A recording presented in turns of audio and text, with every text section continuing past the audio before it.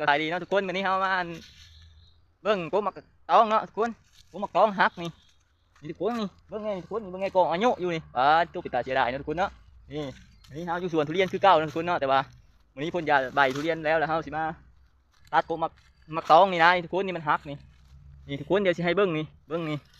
นี่ปิดตาเสียดายทุกคนนี่จะนุ่ยห้าหัวนี่ห้าหัวโปรตีนนะทุกคนห้าหัวโปรมือเบาหยอกเดี๋ยวทุกคนเด้อนี่ซ้ำนี่เลยนี่บริง่ายปานใดแล้วซ้ำกับปั้นเนาะบริง่ายมากกองอายุอยู่ทุกคนผู้แม่นอยู่บ้านเฮากันเอาไปขายคือสิได้หลายเนาะทุกคนเนาะแม่นี่ให้เบิ่งนี่แม่นอยู่บ้านเฮากันไปขายคือสิได้หลายเงินอยู่เนาะทุกคนทุกคนเอ้ยกินนี่แซ่บเท่านี้หมึกตองนี่ตำใส่กระปูน้อยเนาะไก่สิลงนาแล้วทุกคนเนาะ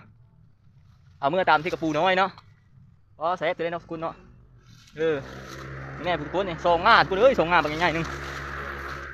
ให้เบิ่งแม่ทุกคนเนี่ยผู้2 งาบางใหญ่ๆนึงโอ้โหนะทุกคนเนาะไม่ได้มามันกองอายุอยู่ลุมผู้คนไงผู้นี่ถ้าหมักตองทุกคนเอ้ยเนี่ยผู้กองอายุอยู่เนี่ยบุ้งใครกินบ้านไหวแล้วคนเนาะมึงงามันใหญ่เนาะมันหักลงเลยดีที่มันบดทับพวกทุเรียนเนาะทุกคนมันจะมีอยู่นี่งานี่ยังบดหักงานแต่ว่ายังดีได้มันนักมากมันแห้งนะทุกคนมันเลยหักนะกองอายุอยู่นี่สปีดปลาทุเรียนเนาะนักมากมันแห้งนะทุกคนนี่เกิดแต่ง่าเทิงนี่นะทุกคนเนาะเห็นไหมนี่เทิงเกิดแต่ง่าเดียวนี่นะบอกหักกายนี่ก็หักลงกองอายุอยู่แม่บ้านเฮานี่เนาะทุกคนเนาะเอามือขายได้เลยนี่เมื่อตำกินโอ้แซ่บเลยตำใส่กระปูแล้วตำใส่โคกพร้อม